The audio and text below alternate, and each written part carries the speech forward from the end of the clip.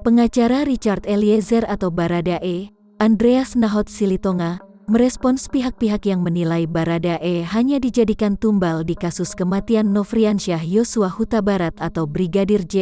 Andreas meminta agar asumsi Baradae cuma tumbal dibuktikan.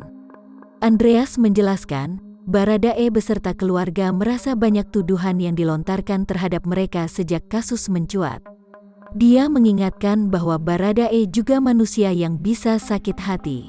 Apalagi, Baradae seolah-olah sudah dicap sebagai pembunuh. Untuk itu, Andreas meminta kepada semua pihak untuk tidak menyampaikan komentar yang belum tentu kebenarannya.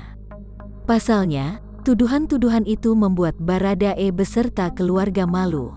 Diketahui, penetapan Baradae sebagai tersangka rupanya mendapat reaksi beragam dari publik melalui media sosial Twitter. Pada Kamis, tanggal 4 Agustus tahun 2022, pagi, tweet seputar penetapan tersangka Baradae menjadi salah satu trending topik di Twitter. Sejumlah warganet di Twitter menyebut bahwa Baradae hanya tumbal.